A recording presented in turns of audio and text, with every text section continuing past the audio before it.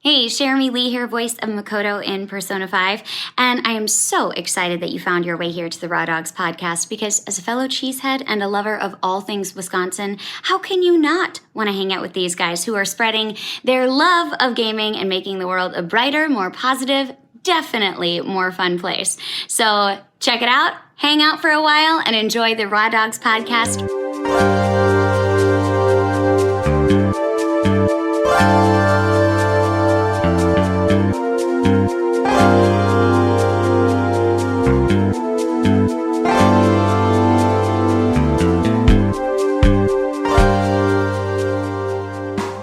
Name it Squall. If you could name your friend's kid any character from Final Fantasy, what would you name your friend's kid? Oh yeah, it's a girl from Final Fantasy, huh? Ooh, this is actually a good Like question. the name Selfie Nikes, hasn't man. aged well. No. No, that's not good. That's not good at all. Because I just grab a stick and yell Selfie stick and hit her with it. I'm still going Vivi. Vivi's a really good name. It's not cute. a bad name. I would no. want to torture people. No, but for this little girl though, what do we got? Palam? Shiva? Param? Up since Let's 2:45 in let's go with the morning. classic. Let's go with Poo Poo. Yeah. Poo-poo's I don't pretty think good. I don't think they're gonna Beatrix? do that. Beatrix is a cool name, but it's too close to people think you're like into Harry Potter. Yeah. Hey everyone, this is Raw Dogs. This is part 2 of our Final Fantasy VIII discussion. My name is Brad, Loaf of White Brad. I am known as the guy who beat FF8 for the first time recently on the Xbox One, the remastered. Welcome back. FF8. Which is kind of sacrilegious. Xbox Series X. I get my Xboxes confused. But I beat it for the first time, and I mostly thought it was great. If you're here, you probably listened to part 1 already. So welcome back. And my thoughts haven't changed in the last 5 minutes. How dare you? Dylan, do you like this game more or less than 5 minutes ago? I mean, I'm always going to love this game. There's not a lot of hate to give. If anything, I just have to stand my ground, baby. Show your griever, you know? Honestly, the more we're talking about it, and actually the more people I have on my side, this is not like the Final Fantasy discussion we had where it was you and I as well as Tom and Jack. Yeah. Yeah. Yep. It's nice to have people here who at least kind of like People that have opinions. Like I Tom know. doesn't have an opinion really on 8 because he never really played it. No. He doesn't like Other it than after 5 sucks seconds. or Yeah. whatever. But yes, welcome back, Dylan. Good to see you. oh, perfect. To my right, I have This is Nick coming to you. I might be the coldest one to this game. I like some of the systems, but I can't say that it was like my all-star Final Fantasy game. I know that's an unpopular opinion at this no. That is table, but no. It's that's fine. Like there's so many of them anyway. It's like how do you choose between all? I your like favorite Chocobo's children? Dungeon and Dissidia 2. You like Dissidia 2 is NT. amazing. I bought Dissidia at a thrift store, and I was like, okay, $5. This was worth $5. That's a bad Dissidia though. There are good Dissidias. No, I got the newest, the PS4 one, the newest one. That's based off an arcade port. That's not representative of what Dissidia is. They because also the gave other ones are Bart's a very good. voice. You mean butts? but I mispronounced that. I'm Thank sorry. you. I know that's like a cultural thing. I know, but I'm always going to call him butts. Yeah, well, I didn't realize that was the correct pronunciation from his land of. Don't insult my culture. and speaking to the lack of butts, how have you been? I've been good. Life's been weird and chaotic and interesting, but I'm happy to be back and talking about video games. I've gotten a little bit more screen time, which has been fantastic. So I'm sure Squall would say it's been chaotic and interesting lately for him too. I feel like he's got a sharp, cold, piercing thing in his torso region. Yeah. What? Yeah, I guess. Okay. Never go to parades. I've always said never go to parades, everybody. At least don't storm the parade float. And joining us again for part 2, we have the wonderful. Ben Titus. I am mostly a musician, but when I have the spare time, I freaking love these games. And this was my first Final Fantasy game, so I've got a lot of really strong opinions on it, despite the fact that I've got some major holes in my gaming history. We talked in the last episode about how most of the systems work and much of the story around the development and what's going on at the core of the game. But we didn't really discuss the story that heavily, and this episode will function as a lore exploration, a lore dump, a lore bukkake, as they say. And I'm going to make you guys listen to the... That's a whole new definition of 1,000 needles right there. That's the book I'm going to write, Joseph Campbell style. Dylan's autobiography, 1,000 Needles of Lore Bukkake. The hero with 1,000 dumps on his face. The hero with 1,000 needles. The hero with 1,000 needles. That's just Pinhead. That's Pinhead. Yeah. That is a lot of back alley activity. Let's just put it that way. Ooh, yeah. Okay. Long ago, there was Hein, the divine figure or extraterrestrial entity that This created... is not canon. This is canon. This is someone talking about it. No, this I'll is say canon. This is canon that is in the game, that is explained in the background through dialogue, or in the there's documents unlocked from I don't remember hearing any dialogue. of this. No, I read this in your outline, and I was like, I don't remember any. this is explained. I think this briefly. is their religion. No, this is explained briefly in the dialogue, and then also in the Ultimania. This is what is described. Now, this is I'm the Ultimania. well, Praise be Umatu. but this is the creation myth. So this doesn't have to be 100%. Yeah. This is what they understand. Okay. Sure. This divine figure or entity created the world, uses their magical powers to defeat hordes of monsters and shape the environment. They grew tired of these activities and created humans to handle these tasks, and then went off to rest. Humans did what humans do, and they fucked everything up. Yep. When Hein woke up, he was displeased that humans had grossly multiplied and overstepped their mandate. Furious, he started setting children on fire. Humans fought back and made Hein bend the knee. Isn't that just global warming at this point? Yeah, I'm interesting. burning the children, you know? I mean, that's Global not our warming problem. and wildfires. Let the kids worry about it, you know? Well, I was sleeping. What the fuck? I'm just a member of the U.S. Senate. I don't care. I'll be dead in 2 years. Make Galbadia great again? No. This is taking a very hard turn. Got dark real quick. We do like this stuff here. We do like this stuff. It's got to stay. For a lasting truce, Hein promised humans half of his body and all of the corresponding magical powers within it. Peace was short-lived, however, as humans began fighting each other to possess the half body. Which half body? The cock. The half body. Are we going like centaur, or are we going like straight up and down? Like, how are we managing? Oh no! You're getting Split hot dog or everything. hamburger. I imagine the humans have the bottom half of the hamburger. Yum, yum. But war lasted several decades before the Dark King Zabalga emerged victorious. He hastened a ritual that would make him Hein's equal, not Heinz, the ketchup, but Hein's equal.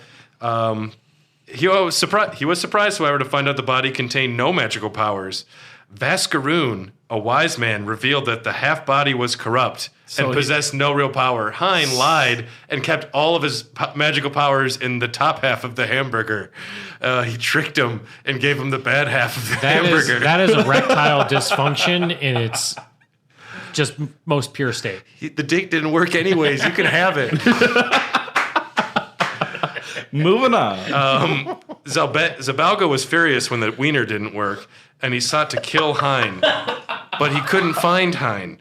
Now, I'm imagining a dick split in half all the way down, hot dog wise. hot dog split. So yeah, like a hot dog you put in a frying pan, and they just both halves just curl. And it splitsies, gets blisters, you know. People said that Hein must have concealed the magic half of his hamburger wiener in the bodies of women. Okay. Wait, what?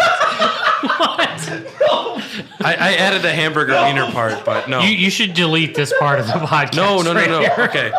This is what the people want. No, people said that Hein must have concealed the magic half of his body in the bodies of women. Right. Hence, only women were able to be the successors. So that's why Sorceress. only sorceresses can exist. There are no so men that's a tie into the whole Christ thing with the extra rib and all that stuff. Well, Okay, got it. It's explicit. It's explicit that magic is not inherent to anyone in this world. You can adopt it, but you can't own it. And magic was only usable by anyone outside of a sorceress fairly recently. It wasn't until Dr. Odin that all of magic was unlocked for everybody. Yep. Otherwise, he speaks in a German accent. I love it. Okay, we'll get to him. Yeah, we're basically going into like Da Vinci Code there, but So sorceresses are the only ones that can use magic for now. Only one can exist per generation. They're like Sith Lords or something with weird rules, but only their mastery of magic distinguishes them from a regular human. They are not immortal. They can grow old. but they do wear skin tight outfits. Some of them do. They look kind of hot, too. We did. Yeah. Well, they range. They range in how they appear. If you have magic, Medea is a MILF. I mean, if I'm just saying, honest. if you have magic, you're going to use magic to keep yourself attractive forever. It's hard to call them a Yeah. MILF, though, because we're like their age now, and it's really weird. I don't think that we're the same age as Adia. I'm about to say Adia or is Ultimate older Sh- because she took care of all the orphans. So Oh, she's like in her 40s, I guess, yeah. I mean, I'm gonna guess. Cougar man, right there, done. Yeah, there you go. Meow. Their powers are That's a different Pornhub search. Their powers are transferred to the next sorceress so that they can die. If you still have the powers, you can't die. A sorceress is generally going to be paired with a knight who is their main link with humanity.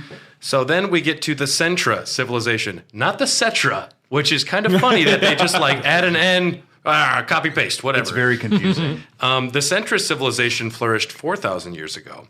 Their great technology enabled them to expand their empire across the world's oceans. Only a few remnants remain today, being the Gardens.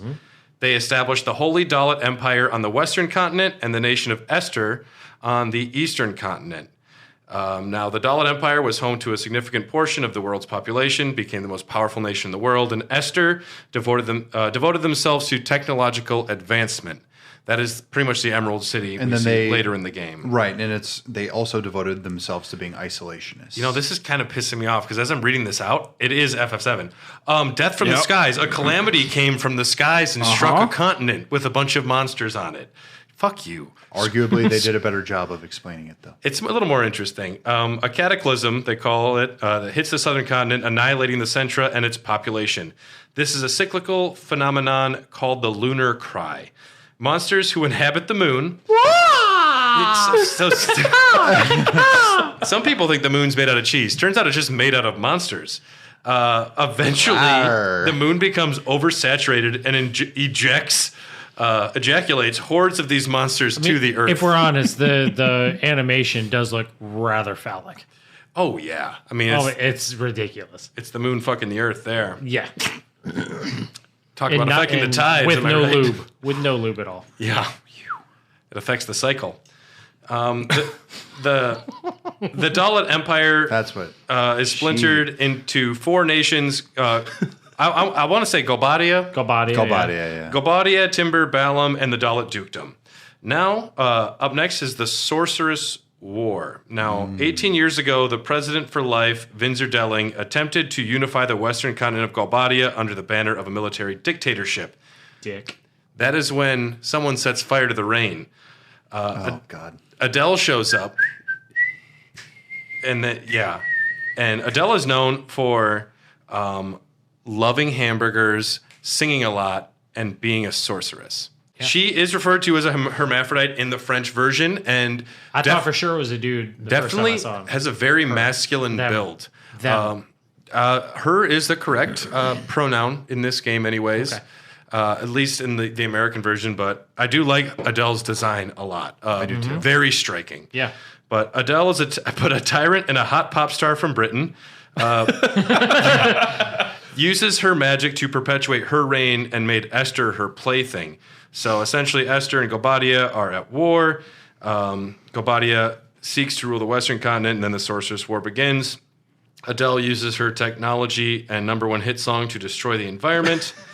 Adele learns of the crystal pillar, which crashed to Earth during the lunar cry. She wants it dug up and studied. And that's when I call him Dr. Strangelove. Dr. Odin is a fucking ding-dong of an immense magnitude. Without him, none of the problems of the universe would exist. Like, the fact that Ultimacia is able to time travel back in time at all is because of Odin's experimenting on Eleni. But he is tasked with constructing a gigantic metal structure around the pillar and calling it Lunatic Pandora. So It's a very giant phallic object. giant phallic object, much like something Strangelove would do. And there is a Kubrick fascination in this Final Fantasy game in particular. Yeah.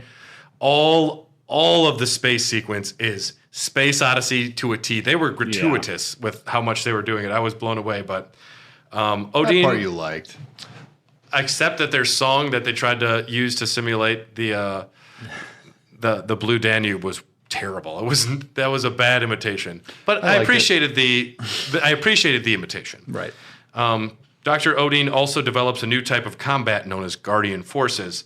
These entities were spirits that could reside in both objects and living creatures. He found a way to junction these forces to humans. How is that not more fascinating that when in these games they bring up these like primordial spirits and they actually make them plot heavy? I know in the other ones that it's like even with like Garnet, she summons these things and they're important, but they're not that plot heavy. Like they're not integral. I mean, to the isn't plot. in 9? No, but I actually don't think that. I mean, the fact that they're going out of their way to explain them, like these are like spirits that can take the form of data. This one did a good job. Yes. 10, I think, also does a fantastic Yes. job. I see a lot of parallels. Dreams of the faith, being aeons you can summon. That's beautiful. But It's simulation theory in a nutshell. I wish there was even more to like people would worship at the shrine of Odin, like a certain guardian force that had powers, which I guess perhaps they do because he does have something that was built like a shrine. I think actually this is a commentary on the guardian forces, especially are a commentary on the loss of religion in a modern society. Oh, it introduces those like pagan elements and the fact that like the more powerful the god, the more followers they had. Well, like it's the more technology you have, the less you're associated specifically with spirits or anything. That was the whole argument in Final Fantasy X. Right, Like, either you're with the Al-Bhed, Aeons and you're completely faith based, or Al-Bhed completely technology based, and then that whole game was just like balancing the two. I like that there's almost sort of a Lovecraftian nature to the guardian forces too, where the more you use them and you're familiar with them, you're paying a toll. Like you're just forgetting shit. Like your brains quits working to an extent. Yep. You're sacrificing part of who you are for power, which is a slippery slope, which they don't talk about that much. It's just like kind of a throwaway line in your tutorial at school, which you don't want the students questioning it because you want your soldiers to have the abilities. But how cool would it have been to introduce that element? Yeah. That might have been too much for, I believe, what they thought were audiences at the time. Well, and especially at the time, They not wouldn't have even been just able- their target audience. Because a lot of these game developers, especially in the 90s, they were focused on entertainment. So they were trying siren to push boobies, that. siren boobies, Well, siren boobies. I mean, Exactly. I mean, they're covered with feathers, guys. You don't even see the nipples. I don't watched worry. the trailer for this, and it sounded like a terrible '80s movie trailer. Yeah. Like it, they have is the awful. guy. They have the guy. They got the voice guy. Coming this fall, the most anticipated action-adventure epic of the year. A story of one man's struggle to save mankind from extermination. And his quest to capture the heart of the woman he loves. If he is to succeed, he will need intelligence, strength, courage. You, on the other hand, will need a PlayStation and lots of free time. I prefer the Coca-Cola Final Fantasy IX ad. Well, dude, really? You guys need to watch the Resident Evil 8 Village puppet ad in Japan. It's fucking awesome. At this point, just the fact that video games were being commercials during the Super Bowl is mind-boggling. Like, this is new, and this is crazy. Great.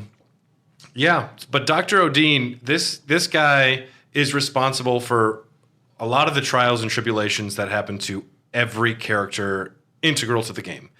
And even like Laguna winds up having to deal with him a lot.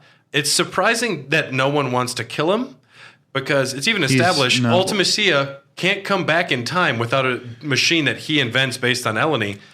Kill him. So no, Kill hold him. on. No, hold on. When you talk about time travel, it also brings up a lot of like moral quandaries, right?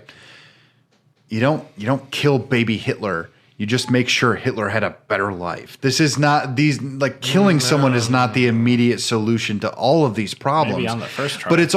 But he is also kind of a almost This is his parallel is Project Paperclip, which brought in a bunch of Nazi scientists to basically help us with our space program. He speaks with a German accent. I think it's a pretty one-to-one. Well, and it's a one-to-one, I think, Strangelove almost characterization, Yeah. which he's like that kooky, like weird scientist who has an accent, who is causing all of the big things. He's the reason you go to space in this game. He is Dr. Strangelove. When you're that much of a genius, you can even start thinking of Einstein. You can think of Dude, he never spills any food on himself. His collar goes like a foot around his neck all the way around. gorgeous. And I'm like, man, that's like so cool. It's called being smart. Suffice it to say, there was a sorceress war going on. Sorceress war going on. Dr. Odin created a lot of technology. Just immediately. We are going to purposefully not talk about what happens next with the sorceress war because we'll get to that talking through the story of the game.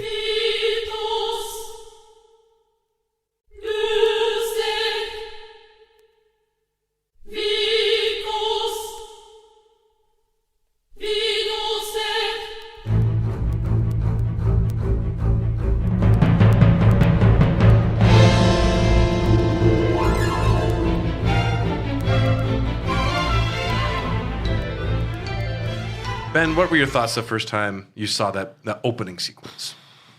I mean, as a kid that admittedly was not the most popular and perhaps bullied by some people, a lot like Cypher, I was just like, dude, that dude's me, except he's got a really cool sword. Like, I love that dude. The whole idea is like, I saw that dude and I saw Cypher and I'm just like, holy hell, that's where I'm at as a 14, 15-year-old at the time. This does something that doesn't happen in every game. Like, 7 is an easy comparison.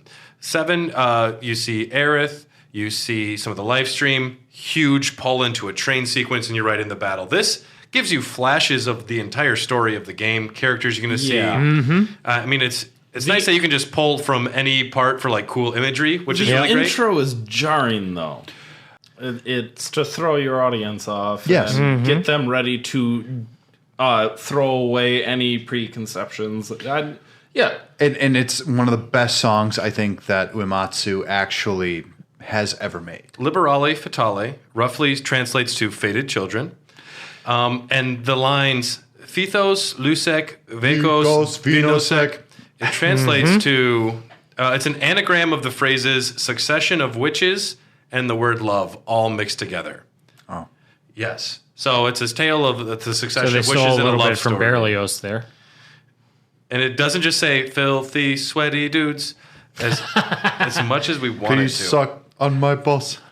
My only critique for the opening sequence is when the game starts, I didn't realize the first time that it was something that happened. I thought it was just like a hype reel. I didn't know it was the story of That what was like a preview. I thought it was just like, oh, this is the game. Get ready. Because the fact that it Here jumps we around go. and shows everything confused me. And when you stop to consider what that fight means in the greater context of everything, because it's more ideological, I think that it would make sense that you see a lot of these flashes pretty much right away. Because even as they're fighting, as the gunblades clash, you see like the visions of the future, but there's like this like guttural kind of like sound, like it's pulling you in. I don't know, man. There's something just. First of all, this is your first time like really getting into it. Did it actually absorb you? The opening sequence? Yeah. It's well done. It is fun. I don't like the aspects where it just shows bits of everything. It detracts from the actual battle, setting up the story. I would prefer to just be Squall and Cypher, but for what it is, it's beautiful. You wake up in a hospital. You have a scar. You have to take your final exam. You meet your hot teacher, Quistis, who does have the hots for you. Who's only a year older than you. Which, yeah, I'm like, is it hot for teacher if she's just the No. grade above you? No, it's not. It's just like- it's instructor. It's weird. Yeah, it's weird. And then It's senpai. I believe it It translates actually to is senpai. senpai. and then you get to meet who's going to be, you go fight Ifrit and you take your exam, whatever. But then you have a mission. You have to go stop what do you have to go here? Do you have to? Well, you have your mission, and then you have to go to a dance for your commencement ceremony, basically. First, no, you have to go to I thought there were like 2 or... No, you got to go to Dalit. Yeah, you've got to do the mission, yeah. Because some Galbadian troops are occupying Dalit, and you're being sent there for as cannon fodder, basically. This is like your exam. This is your final exam. Yeah. Go to a city under enemy territory as a 17-year-old. By the way, you're in charge. And also, that guy you just got scars from and had a huge fight, he's in charge. And then this guy with face tattoos. Who's annoying as fuck. The entire game. Oh, come on. I like Zell. He grew on me. Zell's I'll give you okay. that. His design is horseshit, in my opinion. He's your excitable best friend. That's like such a common like JRPG trope. It's also, if you watch enough anime, like these characters kind of roll off your back in a lot of ways. Yeah. I think you know where I'm coming from. Where I grew up, I had 4 TV stations. Anime was not on any of those. So that wasn't something I even got kind of exposed to until about 10 years ago. But then by the end of the game, I'm like, all right, he's cool. He is no Ryuji, but he is cool. He's cool. He's basically Ryuji. If he had a charming voice actor, it might have helped. Yeah. And if he got to say fuck. But you are a 17-year-old child soldier kid. You and Zell and Cypher are sent on a final exam to go kick some foreign military forces out of Dalit. Turns out that they are trying to take over a broadcast tower, which has been down for a while because all of the broadcast equipment in the planet has been turned off because it would interfere with Adele's captivity, we find out later. But they want to turn the broadcasts back on, the Galbadian forces, to transmit a signal. Now, if they didn't do this, signals are still being able to be transmitted. I looked into this. They're built underground, but you couldn't transmit to the entire planet. So that's the reason they need to do this. They can send one signal to the whole planet. How is this not already, first of all, cooler than 7? I'm sorry. Like, I do have to tell you, like... Dude, protecting the planet, blowing up some reactors from some shitty corporation that are drawing the lifeblood of the planet I'm so sorry. There's something so much more interesting about how everything kind of like it's steps mining up and versus then pulls existential. Or maybe I don't know if I'm putting it right, but it's like you're right. It's like, okay, we're mining the core of the planet. We're gonna fuck it up. Versus like, oh, if we do this, we're gonna piss off something that we managed to actually subdue. But if that thing wakes up, we're fucked. I respect that you guys are clever and can understand the nuance of this story. Unfortunately, most people aren't. No. Which is why we need some nail-on-the-head stories to explain to people why. A lot of this, too, I don't think I would have just understood. It's true, though. What they were going for. My first playthrough, I'm like, oh, they turn on a tower and then this happens. It's knowing, because I made my history outline. I made my timeline before I played through the game because I had that one book which just kind of laid out the story. Mm-hmm. So knowing why everything was happening while I was playing really helped me appreciate what was happening. Yeah. But I guess that just, the more you understand a game, the more you're going to like it. You also meet Selphie on this mission. You come back to Balam and pass your exams, and Cypher fails. Quistis gets demoted because she gave Cypher the job to like be the leader, which was a weird choice to begin with. But and then Selphie randomly becomes in charge of like the party committee, and she wants to throw a party, and she wants people to have a party, and that's her character. Mm-hmm. She's she a has cute and she wears yellow. trope. She wears yellow. That's another character part of her. But she also has some depth. Come on. She's also defined by just the heart of her character. I'll admit.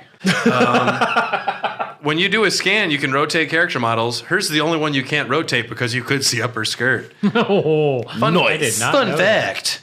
I do like her character a lot because it does provide that kind of really light comic relief that none of the other characters can really pull off. Okay. I have a feeling a lot of subtlety was lost, and I do think that her being kind of like ditzy and straightforward is its own trope. Yeah, and I think that's something that's missing in this because they were trying to like not make her that. Like literally, her first scene is her falling off a cliff and going like, "Oh, doy, I fell." It's like clumsy is an attractive character trait, though. It is, though. But I just I hate her hair. I think her hair looks stupid. Easy now. I think Easy it would now. be incredible to Waka. hear. No, you're not selfie hair yet. Plus, you're not carrying a shinobu in Europe. Or I a do ninjaku. really want to hear the actual like English, Japanese to English conversion. A lot of that that would becomes happen culture. now, But because it would be two teams working together to make sure that all of those like nuances and turn of phrases and things were actually correctly. Yeah, it wouldn't surprise me if a lot of subtlety was lost. Too often with JRPGs. So after you pass your final exam, you have a giant ball. And Squall Waltz meets for the moon. Squall meets someone who's going to be very important to him.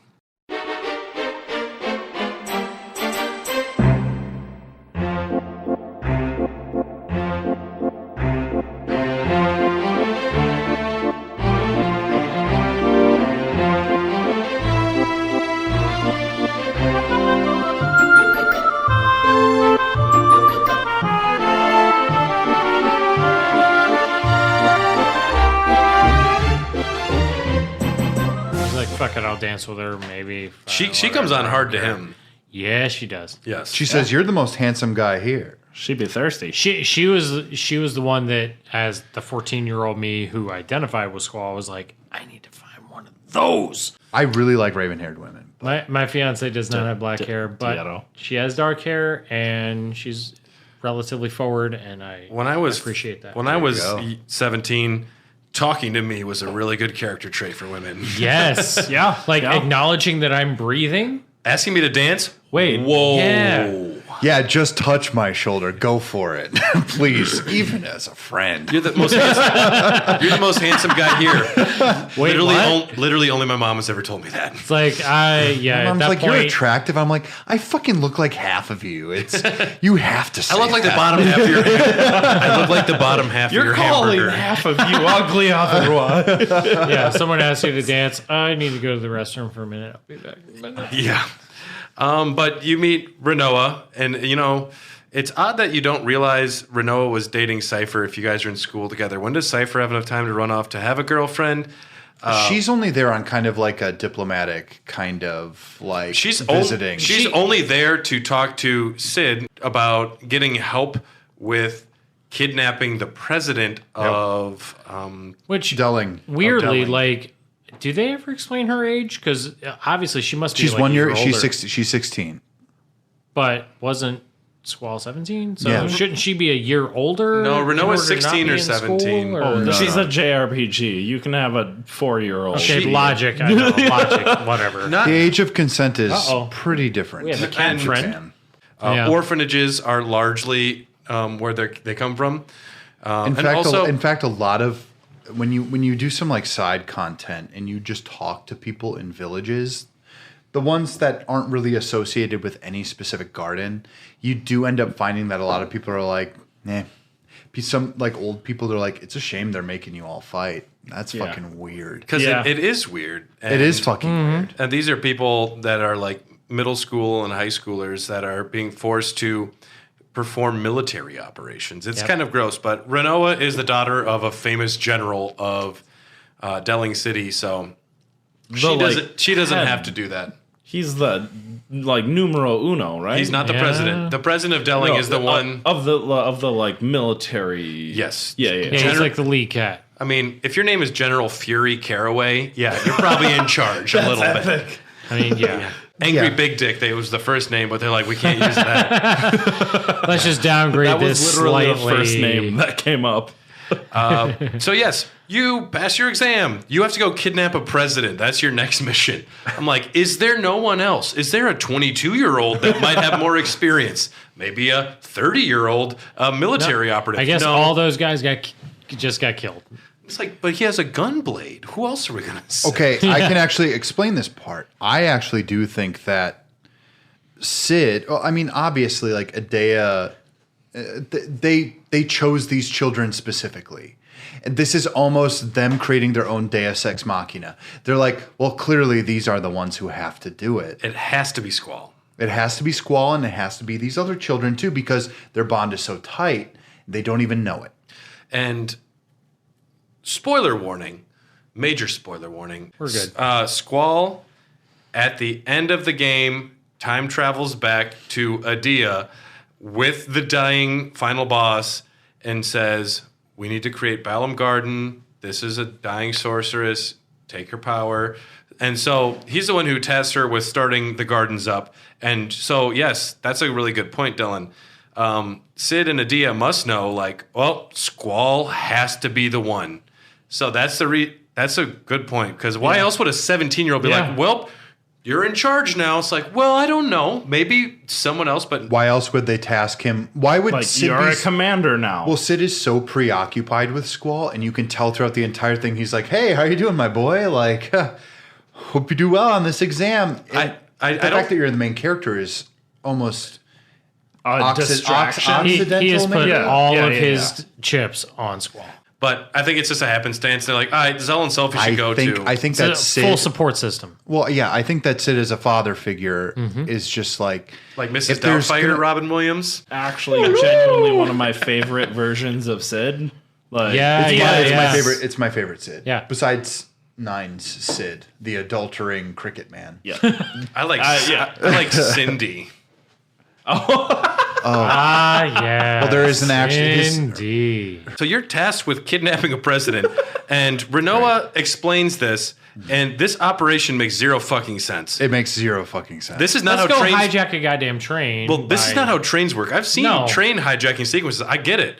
They're just ride like, up we on a just horse. disconnect it, and then the back train just goes behind, and then another train know. goes in But between. then there's like codes and like radar and sensors and the I whole like thing. I like the espionage feel of this mission. Yes. I love think I that love a that train feels heist. pretty cool. It makes you feel cool as you're doing it. And then there's like the sequences where the windows are opening and the guards are kind of walking Yeah. past. I find that very compelling. A weird stealth element in Final Fantasy. Is this the first time a stealth element occurs in a Final Fantasy? Final Fantasy VII has some. You have to sneak around Shinra Tower. Yeah, they do have lines of sight. You're right. Yep. I forgot about that. But the president is a zombie monster, it turns out, Yeah. after the whole thing. Yeah. Oh, and then you just throw a phoenix down on him. And he's dead. Exactly. So it's like, oh wait, what? Okay, we'll just cast a holy on him, or oh no, I guess you don't have No holy holy at that point. point. Yeah, but yeah, cast a couple of Phoenix Downs, done. The president, though the real one, is broadcasting a signal to the world. The group decides to hijack the studio and send their own transmission. This is, I think, a point where Cypher's story might get lost to some people. Why is Cypher there? He was so upset that they sent 3 17-year-olds to kidnap a president. He's like, this is bullshit, and they're in danger. This is not a legit mission. Something's wrong here. He jeopardizes everything he's like studied and been a part of because he thinks that he's going to save them and stop something from happening that's bad. And Quistis goes with him because like someone has to follow this guy. Yeah. And Cypher's doing something I think pretty cool here before he gets enticed by Adea. Cypher is an interesting comparison to Squall. He is someone also, I mean, he's looking for meaning. He idolizes Laguna. That's the reason he uses a gunblade because he saw him He's in the that movie. impulsive Squall. He's the shadow. No, here's how you have to put him, because if you're really gonna see this world as kind of a real world analogy, he is what we would end up calling a religious extremist. Sure. He is the person who is like literally trying to project something he clearly is not, because all of his false bravado and stuff is based on the fact that he's like, Desperately searching for meaning. everyone else in the world is trying to tell him what fate is supposed to be, and he's fighting against it, which on its own is a very admirable trait. But I don't think for him specifically, he's actually understanding what's going on. He doesn't apply his motivation. He's not actually thinking about it. He's feeling emotionally compelled to it. And he had an idea of what he was doing. Adea shows up in that dress, and he's like, yeah. He gets hypnotized. He got glamoured. They made a lead, nice dress. While this is being broadcast to everybody, Zell shows up and says, Balam Garden, we're here. And it's like, you probably shouldn't have said that, but so they're trapped behind enemy territory. One of his douchier moments. Yeah, he's still a good boy. He's a good They boy. also yeah. just sent 17. He's a puppy. There's a practice, though. When you're behind enemy lines, in enemy territory, you go to the nearest garden. And the nearest garden is Galbadia Garden. Mm-hmm. Even though you're there, like Galbadia is the enemy, the gardens are kind of politically free. This is where you run into Irvine, who is the sniper, and you're told, all right, your new mission is to assassinate the sorceress. And Irvine's going to be your sniper. Before this all starts, the security guard in front of the mansion you're supposed to go to is like, wait a second, did you get the code word from the Tomb of the Unknown King? Sorry. It's like, okay, whatever. I like the Tomb of the Unknown King, but that is some bullshit. I like that dungeon a lot. It's a great, dude, you know what's weird about that dungeon is it goes to first. Tell me about it. It goes to first person, kind of. Sort of. It's like exploring a Doom map. Yeah. Because...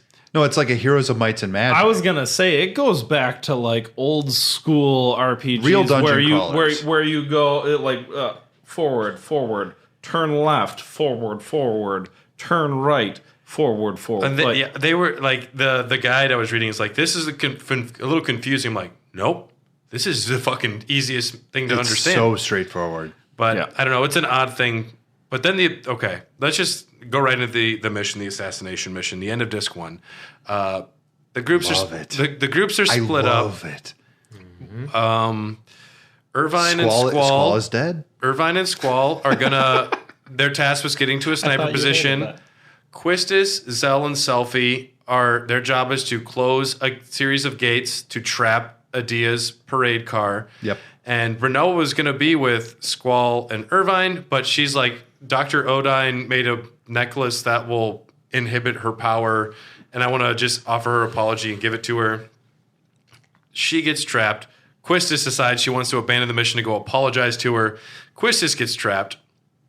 They have to go through the sewers thing, whatever, but my first favorite part of this sequence, when the parade is happening, all of these fantastic people dancing are doing all of the moves from Michael Jackson's Thriller, which they just copied. Squall and Irvine, they run through the parade doing a Naruto run. They bend down and they put their arms up and they're running through the parade. I'm like, you are the worst sneaking people I've ever seen. But they're bent over. Just do a freaking moonwalk. It's the easiest way to get through this. Dude, I don't know. I was like, are they seriously going through the middle of the parade? Everyone's looking at Naruto running. And they were. They actually were. They did. I wouldn't count that as Naruto running because you have to run at full speed if you got your hands behind you because it's aerodynamic. No, it's not. Shut up. No, dear. That's what happens when I jump through trees. All of this plan, though, kind of starts falling apart. Adia doesn't do what the president expects her to. She kills him. She kills him.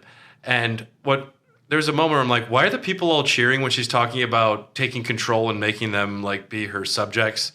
The Ultimania does explain that they were under her spell. Yes. Mm-hmm. Yep. Because otherwise, she can't do they're it. like, fuck yeah! They're like, hippie! Make Albadia great again!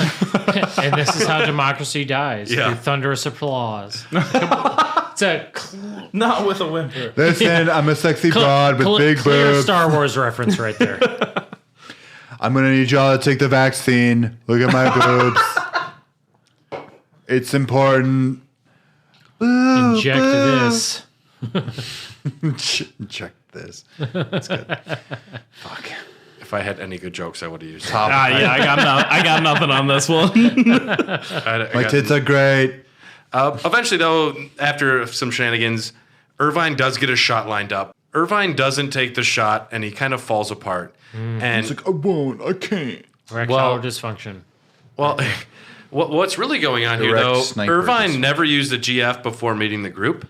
So And he knows everybody. he knows everybody. He also knows that Adia is the matron of the orphanage he grew up in. Yep. It's like telling him to shoot his mom, and that's why this crackshot sniper has a moment of weakness.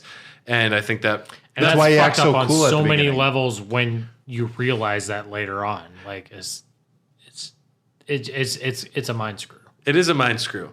It's wild. Also, I didn't like Irvine because he's such a cool ladies' man. I'm like, stay away. Like, Yeah, I What, I you're might ready have to had take the Carly? you know, it's like you could have Selfie and Zell, okay? Yeah, Yeah. just get. Go get. Yeah, I might have been a little jealous of that guy. They took As my a kid. GFs. I just don't have the hairline. You gave them to. I don't. They considered Irvine for a spin-off game when they wanted to make a shooter. Really? They And made the- Dirge of Cerberus. And then they instead. made Dirge of Cerberus. Mistake, by the way. Dylan just slowly backed the chair away and left everybody. Bye, Dylan. Quit calling it out. I gotta pee. Wait 1 second. We're almost there. My favorite part of disc 1 in this sequence, Squall jumps off of the balcony, hijacks a car, drives it up. This has major Cloud Yeah, stealing the Final Fantasy motorcycle VII, yeah. vibes. He drives that thing up right to the thing and just charges in. Where did he learn how to drive? It must be part of the training. Driver. Just like he knew how to He dance. did drive that He's dumb 7. car right outside of Balam all the way to, Timber or whatever? He junctioned Jeff Gordon to himself. Get her done, motherfucker. Yeah. At least it wasn't Dale Earnhardt. Oh, God. Restrictor plates are the problem there. But there's And death. Jesus Christ. Then the boss battle happens. They beat Adia, but they don't beat Adia, and Squall gets pierced with a giant fucking icicle spear, and it looks very bleak. And is everyone dead? And actually, there's a lot of evidence saying otherwise, but we'll be right back. Not that much.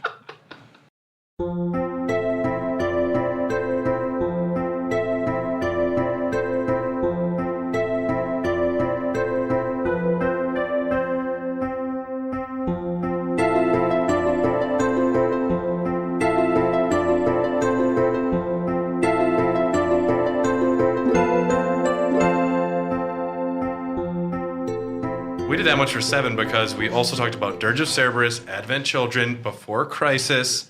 Let me be clear. If they made a CGI movie for this, I would buy 12 copies for everyone I knew. And we would do an entire episode about the movie. I would be happy about it. I would be in on that too. I actually thought of a sequel a long time ago. Because when Advent Children came out, I was 15, and I was hanging out, and I was like, this is a game ripe for a sequel. So Squall and Renault have a baby. They name him Dylan. And he's really cool, and he's better at the gunblade. He uses so good at the gunblade, He uses- and he's a sorcerer. No, he uses dual sword guns, and he can use fire magic from his tits. What did I just walk into? Before we move any further, though, Let's talk about the most important character in the game. Laguna. Let's talk about Laguna's. Like, they fall into a dream sequence. They think it's a dream, but they all have the same dream. And I love that at some point, Selphie's dreaming she is Ward, or no, she's dreaming she is Kyros. Mm-hmm. So she's dreaming she's a man, which I've had that same man, baby. I've had that same dream. Dreaming of being a man? Yeah, me too. Yeah. But I wish. I'll get there. these sequences are actually true events that happened before. Eleni is sending these events to our main characters. Dylan, why is Laguna so cool besides his theme song? Well, I mean, yeah. Laguna is extremely self-effacing. He is embarrassing to a degree but he's extremely human. Yeah. In a way that they don't allow a lot of JRPG characters to be. And in the way that you find him embarrassing, you must also find yourself embarrassing. There's this idea where you have to play to tropes. Yeah. And I find him to be the least tropey Final Fantasy character that has ever existed. He's self-confident enough to get through what he needs to do, and he's confident, but he's also a Dorcas. And he's not confident around women. I don't think Laguna is a Dorcas. I think that for a 17-year-old, seeing someone older that... He's like 25, I believe. Laguna seems like a guy with cool friends. He knows what he wants to do. He wants to get into journalism. He does have the courage to go talk to ladies, even if he is a little, paranoid about it. Well, he's shy. Laguna seems like the coolest dude. I don't see him as anything less than, pinnacle cool. Like a dude you could go and have a beer with, and I think he'd be cool. Like George Bush. Awkward enough to be relatable. It was nice to see a character on the screen that had enough insecurities. I know my first time playing the game, I felt detracted. I'm like, the story is getting good. I want to know what's happening to our main characters. And I didn't realize, though, that experience and items carried over. So you're not getting you're also carrying over experience, so it doesn't help at least. But it was just very much like, which is a clue about the time travel. I'm like, who's this? What's this? Who's this guy? I don't get it. But you learn more about what's happening modern day. We're just going to cover all of Laguna now. Like when they are locked up in a prison, they're able to partially escape because Zell is having Ward dreams, where Ward is a janitor there at that point. You're able to like better explore areas, and you also see like Laguna acting in a film, which becomes part of why Cypher likes a gunblade, and he sees a knight fighting a dragon. He has dreams of being a hero. You don't realize at the time that you're also watching Squall's father. I do like these Laguna sequences quite a bit. I found myself, like, especially at this age, I'm like, oh my God, I'm so in love with, like, blah, blah, blah. And I would act just like this motherfucker. Like, not even by choice. You're swinging in on a rope, just shooting a gun everywhere. Yeah. Well, the school didn't like it, but... You give some weird knife weapons to your friends to hold beside you. Yeah. I related to these characters, and honestly, I think, like, especially the part where you wake up and you're in Windhill, and you're doing your rounds, and then you have little Eleni, and you have Rain, and you're just like, well, I'm this injured soldier. The army doesn't know if I'm dead or alive. I might as well protect this village. And Laguna's not admitting that he just wants to stay there and marry Rain at that point. Because he's in love with her, yeah. It's just great. Something I would fucking do. The way it relates back to I love him. Convince yourself to pursue an adjacent thing. Yeah. Yeah. And ultimately, you do see the tale of how Laguna becomes the president of Estar and assumes control and traps Adele. It's cool because that all happens right up to when you go to space, which is great. Yep. There's a few other sequences, a prison break sequence that is great for our main characters, but Balam Garden, Sid needed someone to help fund this thing, and he finds the shadiest motherfucker. His name is Norg. Norg! And, well, I guess we can talk about the Shumi while we're here. The Shumi are an odd race. I understand Cactar, I understand Monks, I understand Moombas to an extent, but the Shumi are a little odd. Like big chins, big noses, Gigantic hands. Basically, Do Jabba they the swim Hutt's. well? If you're a good Shumi, you evolve into a Moomba. If you're a certain kind of Shumi, you evolve into a village elder. And then there's Norg, who just turns into a giant Jabba the Hutt monster. Because I guess he got possessed by the wrong Sid. That's pretty good. That's pretty good. I like that. Yeah, I don't know. It came. Norg is such a strange thing because you have to come back because Balam Garden is getting missiles shot at it, and we have to move. We have to do something now. We have to move the garden. And Evacuate Norg's it. like, why would I? Less Jabba, more boss Nass. I was gonna say we've made a conversion. Banta Poodoo. Norg is a Shumi benefactor who has funded all of Balam Garden. Now, there's no other Shumi that have any other strong personality traits at all anywhere, and you never see them pretty much outside of the Shumi village except for this one confined room where Norg is. Norg is fascinating. Norg is weird, and what a bizarre little twist to happen when you're just trying to figure shit out. Turns out if you want to find someone to fund you, you might have to give them your soul a He's little bit. basically Krang. Yeah, kind of. Yeah. And another thing that's fascinating is I think Sid, since he kind of knows the loop of causality that's supposed to occur for all the good ending to happen, which makes him kind of this kind of ethereal, kind of outside of everything being. But And I think guide. Right, exactly. I think he's just like, yeah, okay, Norg, He's like the you're Mr. so Miyagi important. of Final Fantasy. No, but he doesn't know. He just knows Squall showed up and said He knows Norg is there. But no, Squall shows up, says we need Balam Garden, and that's it. From like when he came back, Sid doesn't know. I think Sid knows. Sid doesn't know. I think Sid is letting things happen in a certain way to make things actually occur. Sid doesn't know what's the right things to happen, other than Squall is the guy that comes back in time.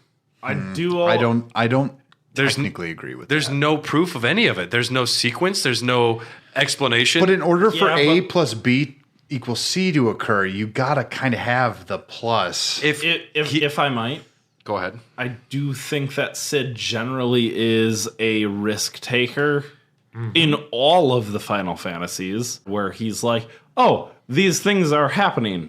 I need to let them happen. Right. Well, I'm not saying that. Minus maybe I don't- 15, because I don't minimal think role. that's fair. He doesn't have like an actual role. It's the he's same just as like Biggs a and grumpy Wedge, grandpa, though. You and know, his hot daughter does everything else. Granddaughter does everything else. I'm just saying there are other, he could have found other ways to get Balam Garden going without Norg, perhaps. But you defeat Norg. Balam Garden turns out it's a ship, and it becomes a boat.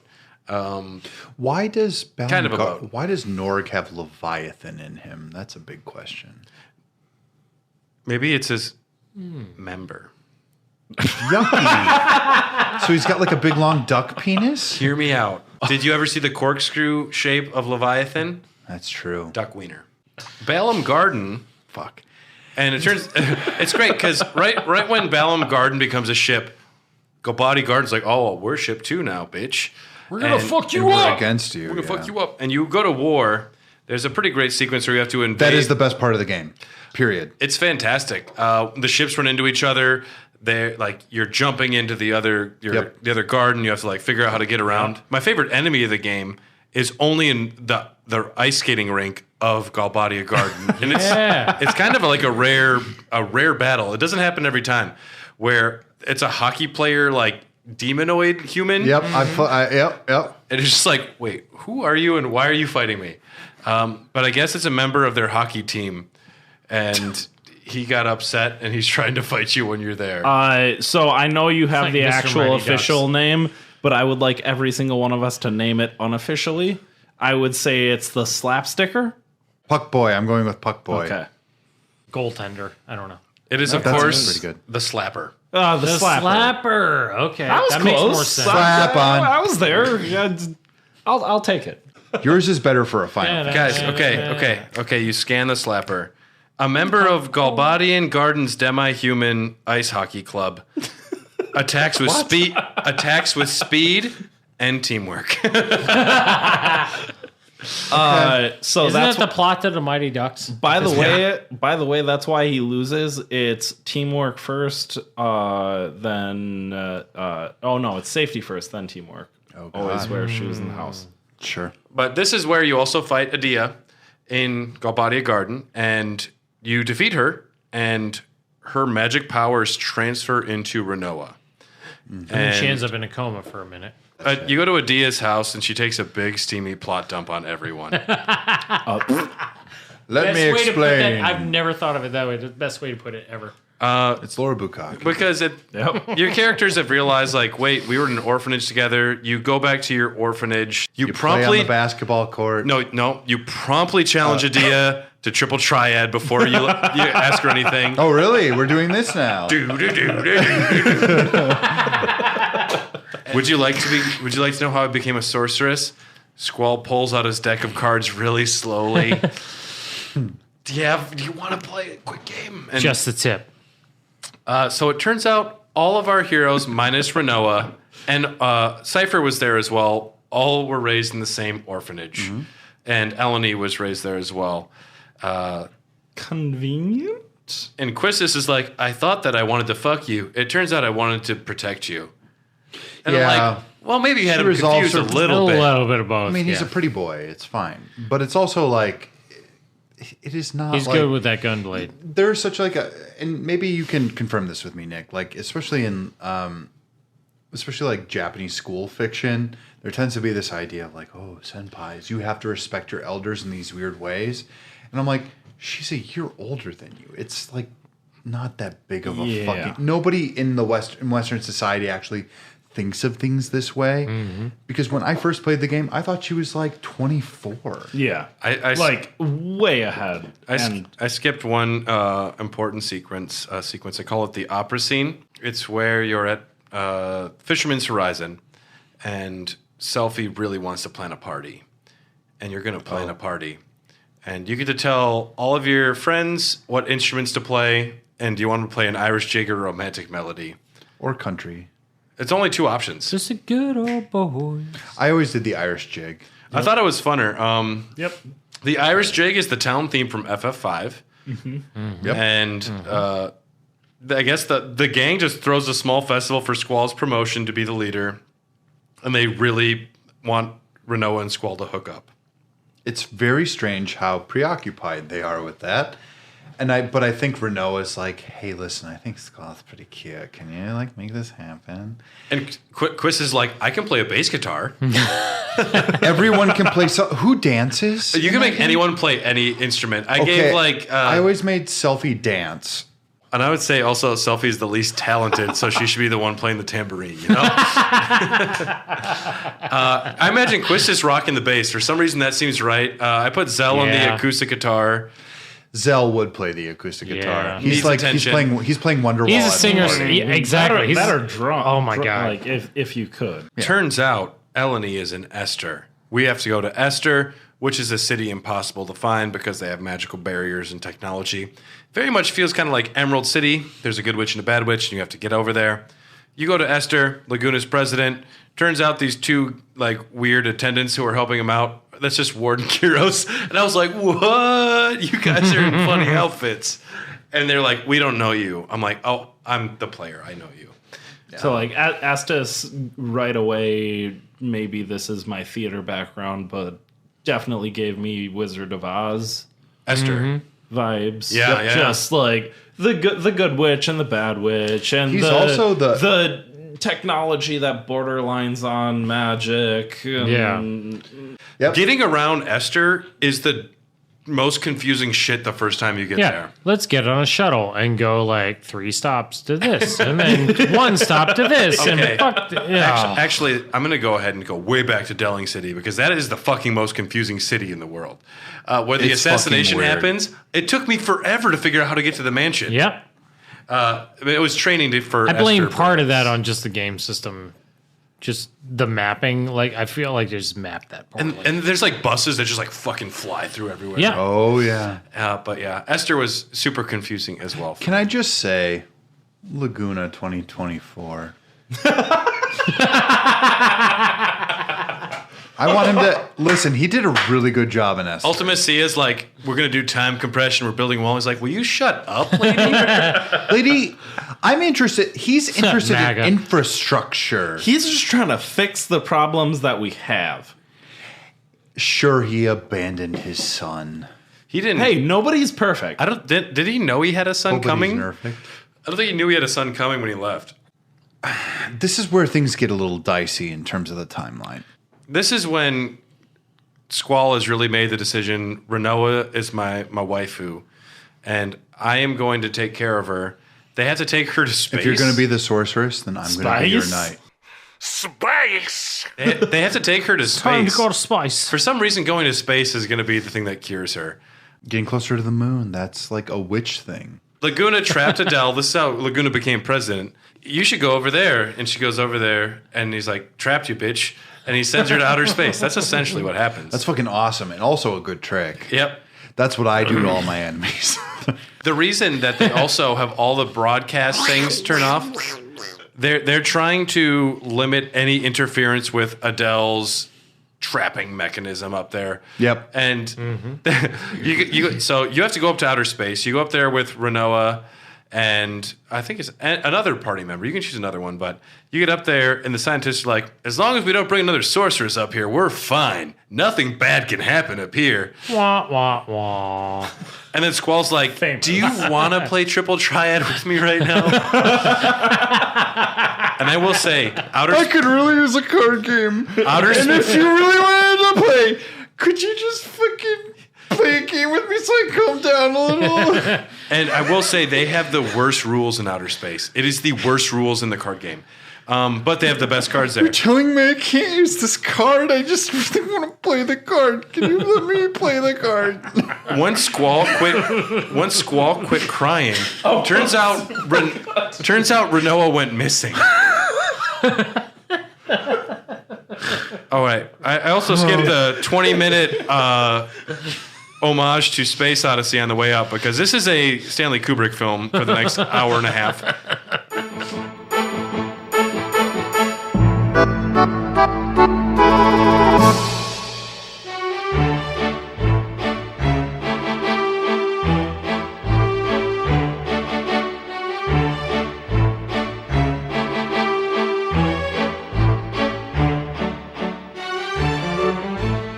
Turns out Renoa's put on a spacesuit and she's flying out to Adele. Mm-hmm. Big fan of her music. She loves her. Squall has to put on the spacesuit and go out to save her, and they're like, "There's no way you can save her." He's like, "Doesn't matter, love her." I'm like, I was dumb too once. I get it. I thought you said I was Dylan too. That seems like a Dylan thing to do. I'm like, fuck it, I want to suffocate in space, and then I would jump out. Well, what's that George Clooney movie where they do No, basically but the that's same your exact choice. thing? Gravity. Yeah.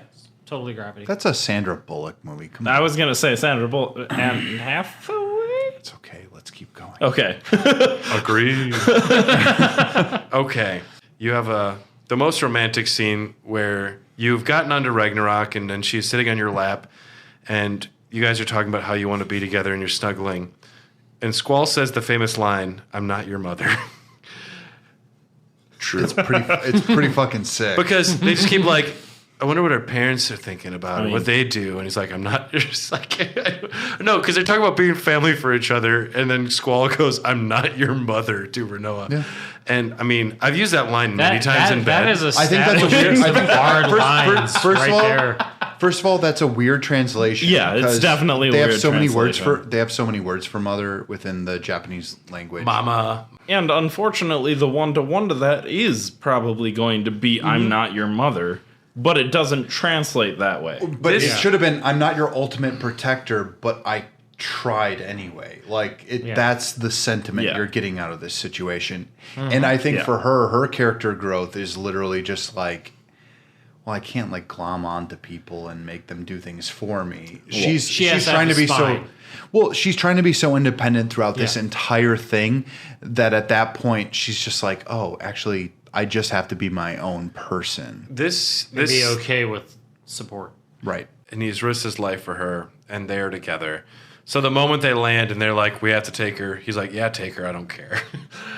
It's fucking stupid. It's jarring. It's incredibly stupid. I love you. Oh, fuck off. Bye. The moment they land, they're like, "She's a sorceress. We got to take her." And Squall's like, "Okay, I don't care." And then literally all of his friends are like, "Are you stupid? It's like, what the hell is your problem, dude? You went to outer space and you like risked your life to save her." And he's like, "Oh, Yeah. I should have. Okay, let's get her." Very Kelso moment. Can you not understand? Exactly, yes. Can you not understand that this is first of all, it's a 17-year-old boy, and within strict guidelines of this universe, and he has to deal with the fact versus duty. But it's love versus duty. It's called poo-poo in this game. But he was the duty was forced. The poo-poo was forced on him. Give me elixirs, daddy. The leadership was forced upon him in a way that no other 17-year-old could handle.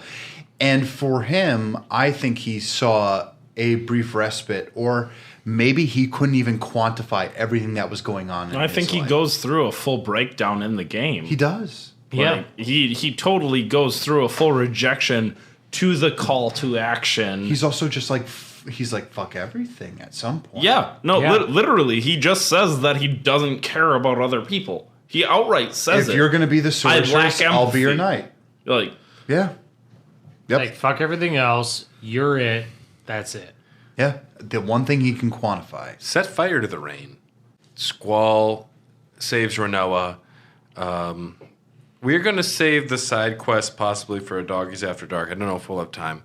But we're going to talk about the end of the game. Perfect. Ultimacia has used the Eleni machine from the future to travel back in time to take control of Renoa and Adele at different points, and then able to start the time compression, which is part of a plan that we all agreed was going to happen. And then the time compression happens. You're not understanding the causality loop, first of all. It's okay. I cannot explain it So well. explain it poorly. Adia informs them. No, I don't got it. I see it's stupid. Keep going. Okay. It's going to do it better than I will. But then I can actually like explain it from Adele, Ultimacia, No, for sure. Adele, I'm in on Ultimacia are one thing. She is got back and she's joined with Adele in the modern time. Right. She junctions with Renoa, grafting her to their body.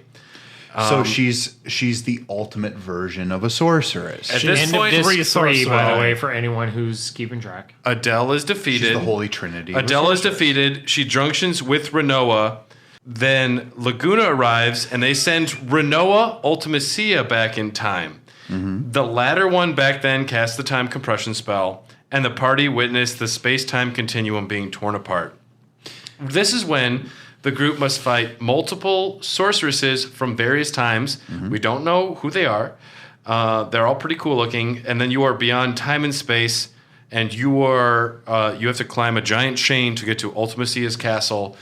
One of the absolute highlights of, I would say, any Final Fantasy game I have played. The What a castle's great good. final dungeon experience for a game. Yes. Why is it so great? They take away all your abilities. Okay. Does anyone want to elaborate before I go into it? Go for it, Ben. Go for it. I'll add in. Okay. You are forced to bit by bit regain your abilities, and this could end up being And like it's a portions cool of kind of magic. deformed castle that you're working your way through. Yeah. So it's a like mission within a mission. It's a nice way to lay it out. And all of your abilities are gone. Every boss you defeat in the castle, you can unlock one more ability. You don't get need to them all. choose it. You don't need them all. You can just defeat 2 bosses, 7 bosses, no bosses. So I saw a ton of inspiration taken during this period from that's Kefka, right? Taking the idea of, okay, you're now in the end game. You need to reobtain all of the awesome things that you've done through your adventure. The World of Ruin. I think that was such a cool thing to play off of, and I think they took inspiration from it. I don't know. They had, obviously, But- they did. I love that the castle that can makes be sense. explored and fought in multiple ways. Yeah. Yep. You can go to certain bosses first if you want, and if what's most important to you is unlocking items or magic or GFs, Well, that You- choice. it's so cool. Yep. If anything, it's a little cheap in that you can just exit the castle, use a save point, and go back in. Because your save points are taken away inside the castle, but you can just go out and. It's a bit of a cheat, but It's a they bit of didn't a cheat. expect people to do that. But But if you didn't level up very well beforehand, you Or always if you need didn't it. have enough magic, essentially, yeah. When I first played it was like the reason I got stuck so hard at the end of disc 3 was because I didn't know to develop all of that stuff beforehand.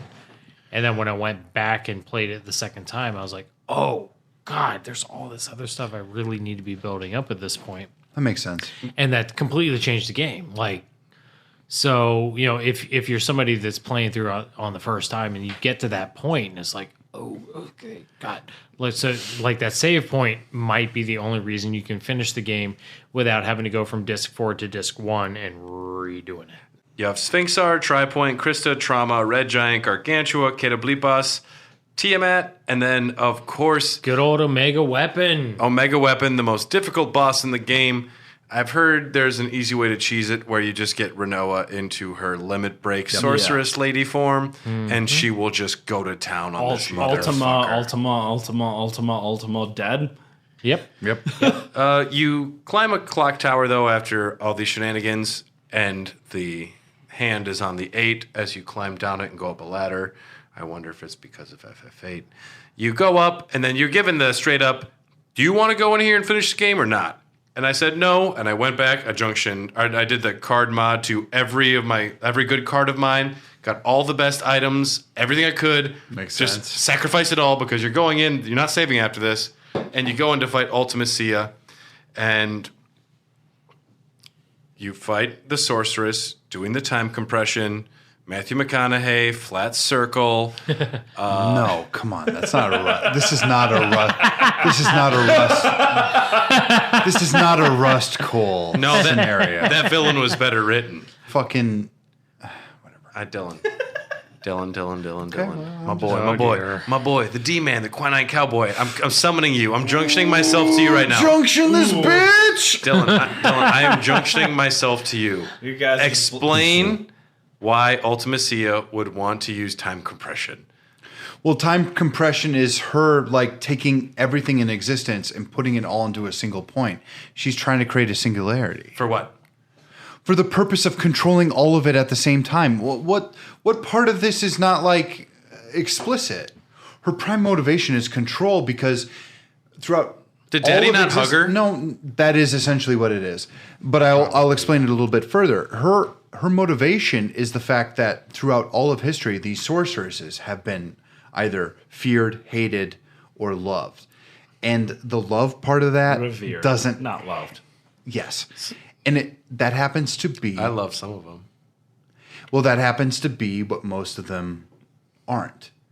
I mean, I was reading the book, and it brought up something very interesting, especially to Western audiences. It brings up the Salem witch trials to Western audiences, and how like women of power are often considered very like sinister or evil, or they've got something going on underneath.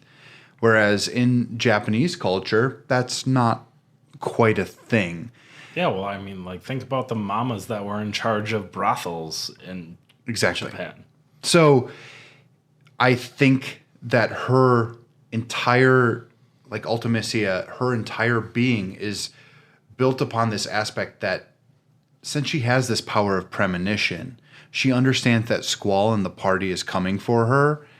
And her entire motivation is maybe this time I can make my shit work and not their shit. Because she probably has experienced that final boss battle 1,000,000 times.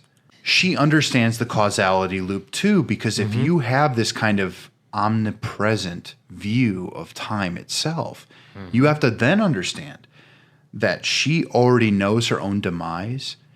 And that every single time you face that final boss, you are kind of in this metatextual fight for time itself. I think what I really like about Ultimacia is her intentions are ambiguous to Squall and to the party. And They don't explain her well. the concept of time as the villain is it's very strong, I think, as well, because Squall is terrified of losing people, of being viewed in the past tense, and that is more Once of an he enemy. finally starts connecting to people, yeah. And once he accepts that he wants to care for people and love people, the concept of time passing, time is more of the enemy, and him needing to protect his friends is more of his goal. Mm-hmm. What Ultimacia ultimately wants is less important than what Squall needs to do. And I think that is a really strong aspect of the game, because Squall has assumed the leader role. He's accepted his love for Renoa and his friends, and he will do anything for him. And his hero's journey is more important than Ultimacia's purpose. It doesn't matter what she wants, but it's because it is a little loosely defined, and it's still important. But what's more important is Squall has come to his end. That's only because it's literature too, though. You know, like the only reason why you can dismiss Ultimacia's purpose is because you know that Squall is the protagonist. So even based on like the creation mythology that they establish, what you have is a legacy of passing the ball. You have a legacy of like, oh, there's this immense power, only some people can contain it, and it's kind of this inherited almost queenship in this very Final specific Fantasy 15. in this specific scenario. And I feel like a lot of what this game is about is past trauma. It's literally trying to figure out how to deal with your past as you move into the future. And Time compression. And reconciling time it, compression. Every single character is burdened by it.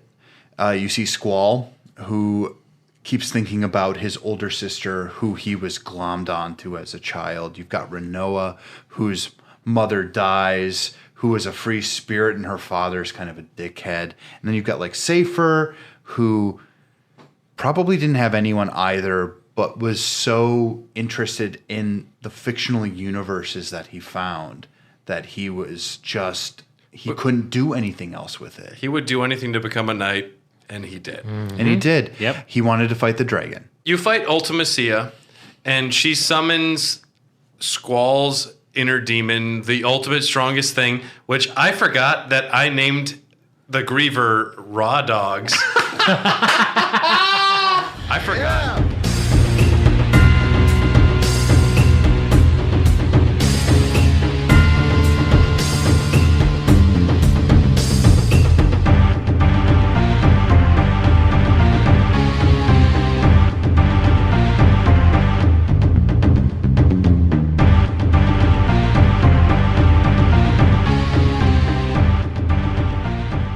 I was fighting Raw Dogs. I'm like, this is my inner demon, the Raw Dogs. Yeah, baby. And it was amazing. Do you know what that song is called? It's called Maybe I'm a Lion. One time I had a really wet fart, and I said there wasn't any poop in there, and I said, maybe I'm a lion.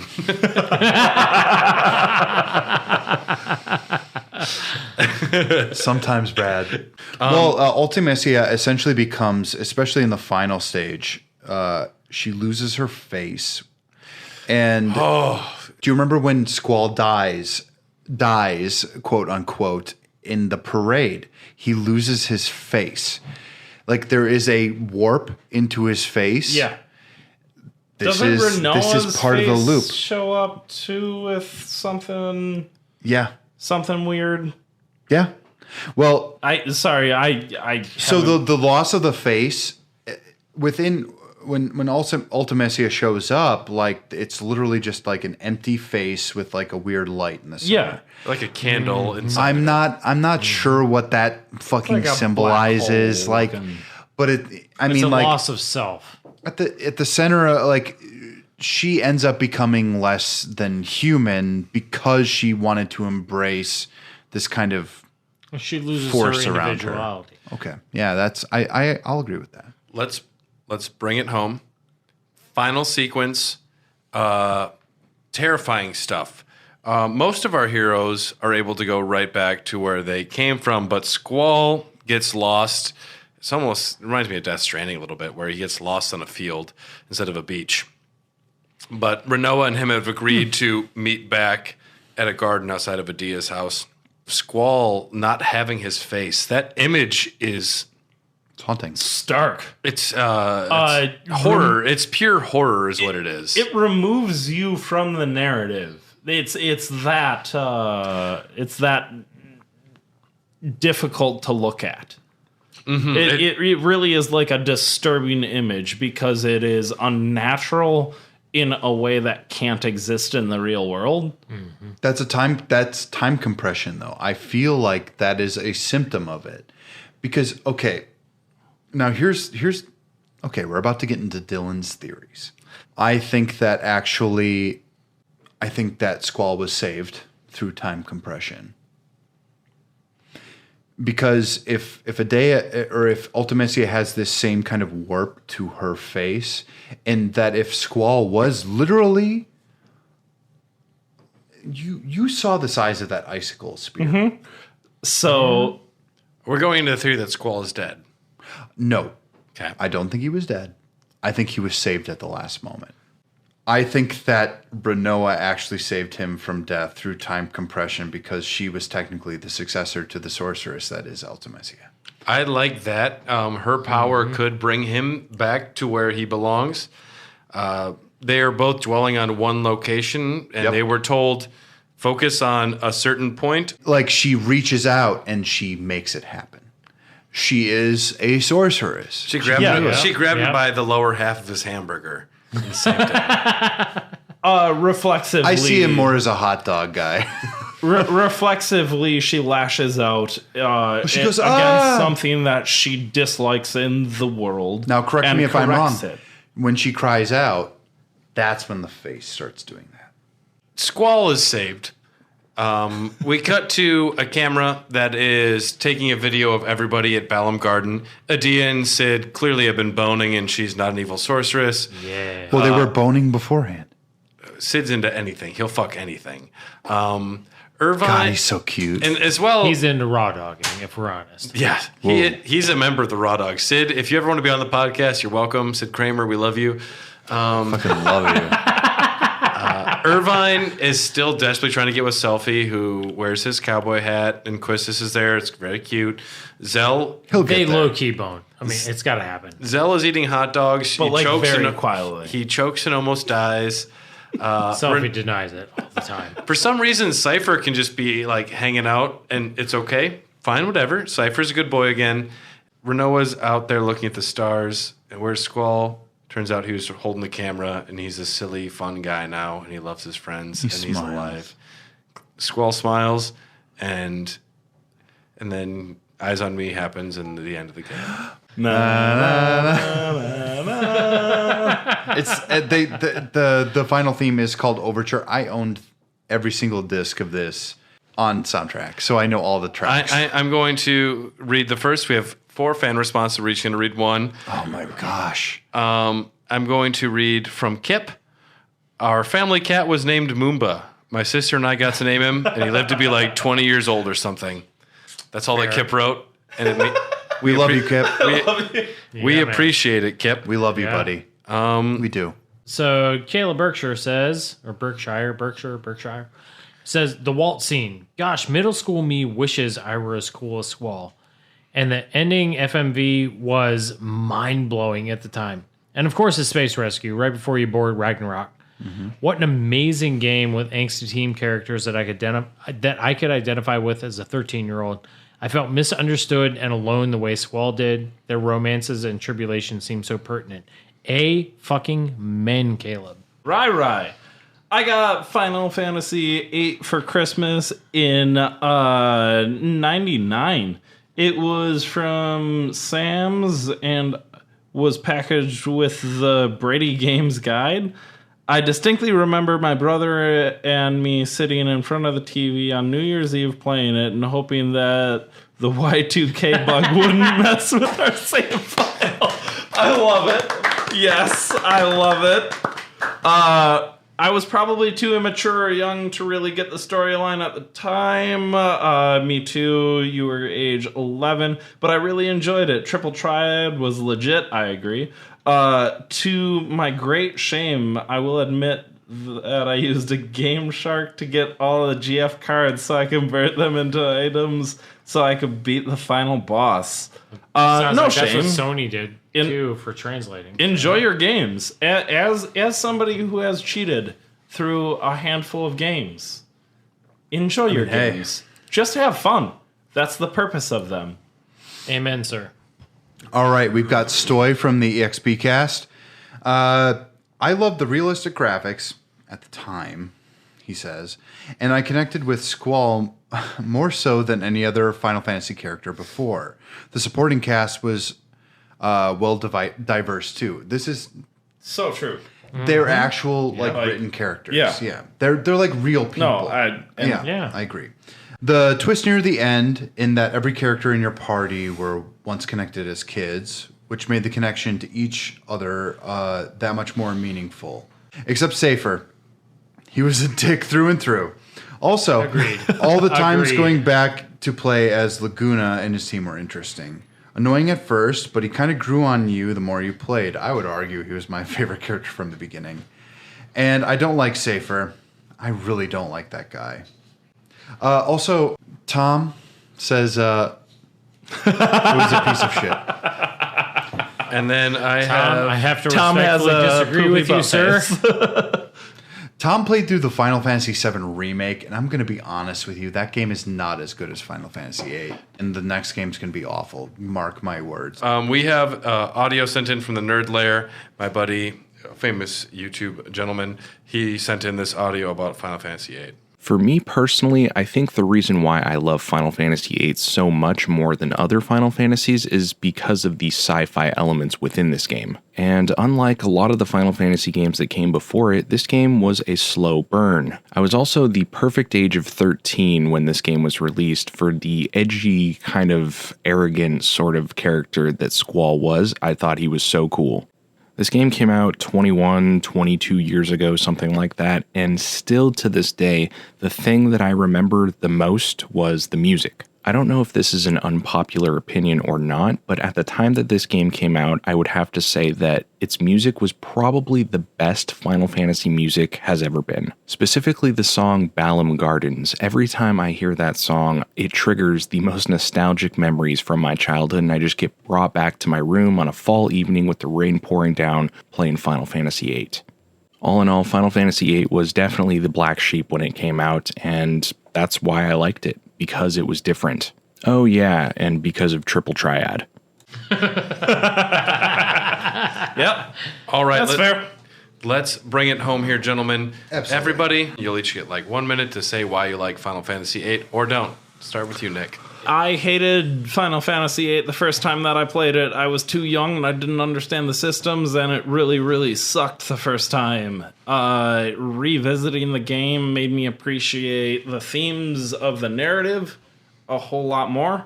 And also, my gamer brain now loves the fact that I can abuse and use the system. So I dig the game a whole lot more. I actually am probably going to be playing through it completely now that I started playing it for the podcast. How about you, Ben? Being the first Final Fantasy game I've ever played, this will always have just that special place in my heart. It just, as a angsty musician kid at the age of like 14 or 15 when I first played this thing, like I completely identify. The only difference between me and Squall was the fact he had a fucking gun sword and I did not have that. That was pretty much the only difference. Like, I had a backyard, I had guns, I had target practice. Like, I had everything but the sword part of this. And you were killing T-Rexes in your school's like gymnasium. I mean, in my mind, yes. Okay, cool. But I mean, it was just like when I sat and like I said earlier, when I sat and played this for the first time, I was like, I don't know if I get it. And then like 8 or 10 hours later, I looked up and like, okay, maybe I do get it. And then I just plowed through. It just, I've loved other Final Fantasy games since, but this is just one that, you know, I guess you don't forget your first. Myself, having had thoughts about this game before finishing it until recently, I finally, having gone through start to finish the entire story, I appreciate what the characters' journeys are so much more. It's easy to try and just put something into a little box and put it away and say, oh, Squall is this character, or Cloud is that character. Or it's easy to try and be dismissive, and you shouldn't, because there is a beautiful world and a big, crazy sci-fi story that's going on here. I love the fact that Square Enix, Squaresoft at the time, they take chances. Always take chances. Make weird battle systems. Make big decisions that are controversial, because that's what keeps it exciting, and that's what keeps things changing. If you make the same game twice, it's gonna not be great, and that's why Assassin's Creed. That's why I like Final Fantasy X too. I admire, even if I don't think it's not my cup of tea, but goddamn, they made an interesting cup of tea that a lot of people like. You should try it at least once. And FF8, I respect what 10-2 did. I just can't get into it, but I respect what they did. FF8 is a beautiful love story. It's a great story of character growth and internalization and trauma. And I do very much appreciate Squall as a character so much more because this is his story. And I recommend this, even though if it's not essentially like the easiest game to play anymore, because it is not the prettiest game with the way it is aged, but I think it is an important entry in the Final Fantasy franchise. And the reason it's going to always be polarizing is because people fucking love it or fucking hate it no matter what. Yeah. And it will always be polarizing. It's never going to be like ranked as bad or great because it does things different. And it is 100% one of the most different Final Fantasy games. I will say that. I will argue always that anything as polarizing as this is the thing that makes art great. Be outlandish, do something different. It makes a much more entertaining something for someone. Mm-hmm. I'll have one final thing to say on this, and it's extremely simple. And I want people to reflect on this the next time they play the game. Let's take the name Final Fantasy out of this game. If you just played this and you didn't understand what kind of RPG this was, I think this game would be one of the highest regarded RPGs of all time. If you took the name Final Fantasy out of this and you weren't following up to one of the best-selling games of all time. I do think it being the middle child in between 7 and 9 Right. hamstringed its appreciation. It's the Malcolm in the middle. Well, it's not even between. It's not important that it's between 7 and 9. It's important that it's after 7. Yes. When the first RPG that made a big impact in North America and literally everyone played, then you have the next game. And Square just kept doing what they did. We fuck here, we fuck there, we make some new stuff, and we don't stay stagnant. Well, therein lies the problem. Yes. That the problem is that it's burdened by its own legacy, and it's also burdened by expectation. Yeah. Because of that, this didn't deserve a lot of what people were putting on it. It had a magnifying glass over it before it started. Because you remember that demo? The bulk of the, at least the U.S. population didn't see or didn't have the affectation of 1 through 6. They had 7 as the benchmark, and they expected everything to be like that but improved, whereas, Square, like you said, changes it up. And, a large number of those people hadn't played RPGs. They didn't realize RPGs were different between different RPGs. FF8, we love you. We adore you. Yeah. I've got a fucking tattoo of it, and I don't regret it a fucking moment, man. I literally put this game on my body. I fucking love you, Squall. Marry me. Also, Hiroyuki Ito, you're like low-key my favorite person in the FF franchise. Honestly. Just make weirder. Make more games. Yes. Wait, no. Whatever you need to do to make the weirdest shit you can. Just be weirder. The weirdest thing you can imagine, Mr. Hiroyuki Ito-san, however I say it. Fucking do it. Okay. But if you want to hear more from the Raw Dogs, we're always here. If you want to support us, you can find us on Facebook and Instagram. We're Hair the Dogcast. We are on Twitter at Hot Dogcast. If you have any hot takes or differing opinions on this video game or anything else we've talked about, please reach out to us. First of all, if you're listening to this based off of our Patreon subscribers, then you already know that you're getting this based off of your contribution. And now, if this is released in the future, this will be released in the future. I was mostly talking to other people. So what I'm going to say is, you can get this earlier, and you can also get something called Doggies After Dark, which is probably us becoming dumb. Even more fun? It's either the best thing or the worst thing. It's us drinking Depends more. on how much you like There's us. a lot more beer cans on this table.